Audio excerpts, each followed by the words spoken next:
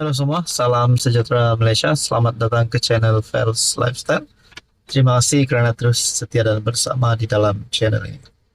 Tuan-tuan dan puan-puan, sudah pasti seluruh rakyat Malaysia menginginkan, mengimpikan seorang Perdana Menteri yang mengotakkan janji, yang tidak memungkir janji. Sudah pasti mahu seorang Perdana Menteri yang menjaga kebajikan rakyat Malaysia. Saudara-saudara, adakah kemenangan kepada Anwar Ibrahim, kepada semua bekas Perdana Menteri hari ini yang pernah memusuhi Anwar Ibrahim? Mungkin Muhyiddin Yassin, mungkin Mahathir.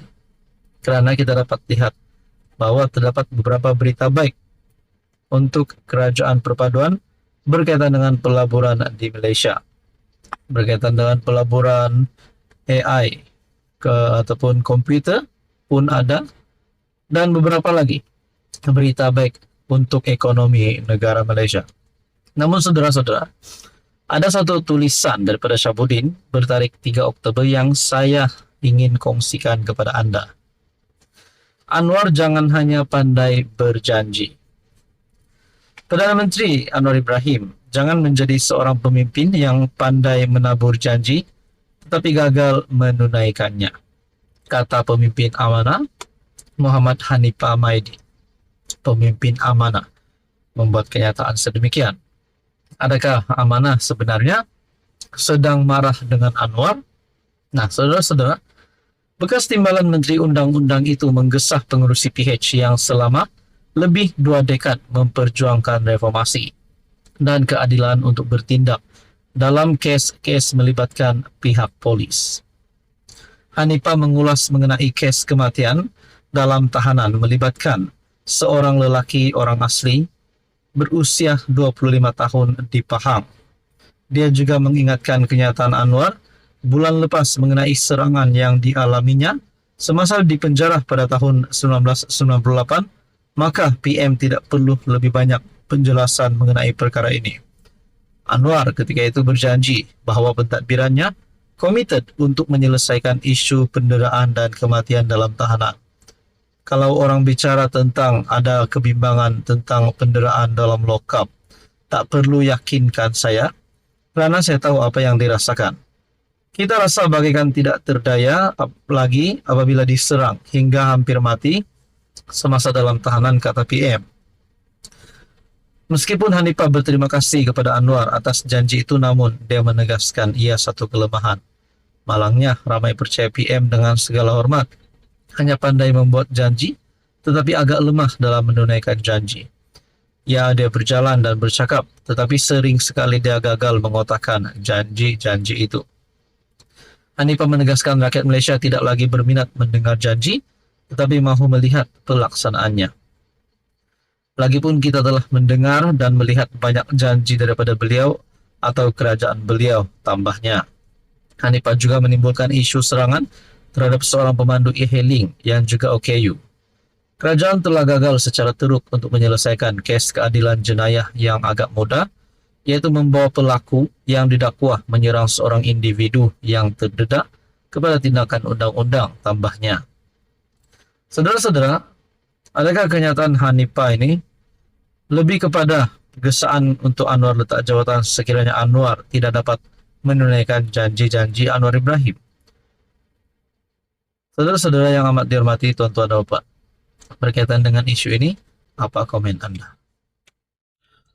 Halo semua, salam sejahtera Malaysia. Selamat datang ke channel Fels Lifestyle, tuan-tuan dan puan yang amat dihormati. Saudara-saudara, siapapun juga individu, pihak ataupun rakyat ataupun individulah yang terlibat dengan kesalahan, terlibat dengan salah laku, jenayah, rasuah dan sebagainya, perlu dikenakan tindakan undang-undang. Lebih-lebih lagi sekiranya perkara yang melibatkan suap menyuap menteri.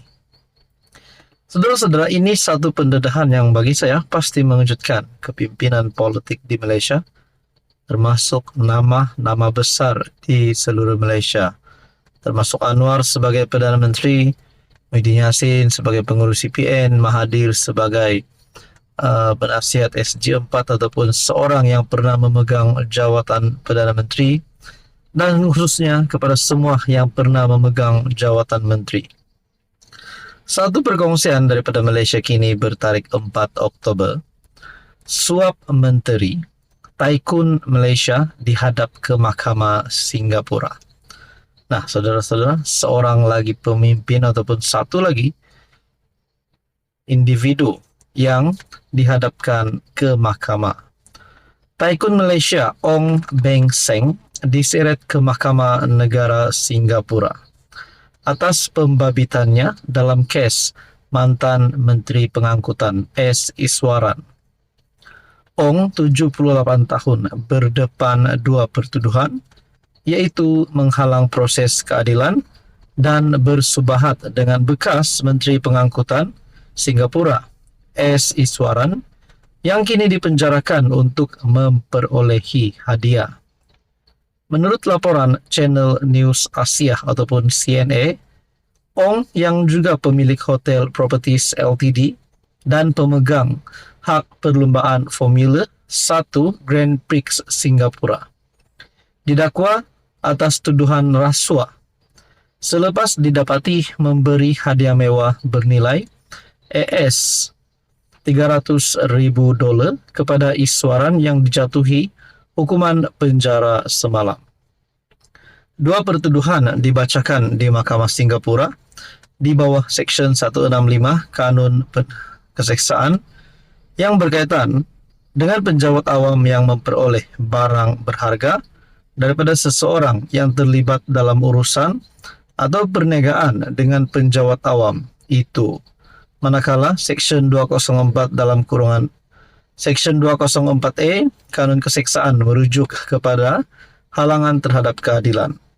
Iswaran mula dikaitkan dengan pertuduhan berkaitan Ong apabila dia dikenakan 27 pertuduhan pada 18 Januari, termasuk 2 pertuduhan di bawah Akta Pencegahan Rasuah dan 25 pertuduhan lain di bawah Kanun Keseksaan, dengan 1 di bawah Seksyen 204A dan 24 di bawah Seksyen 165.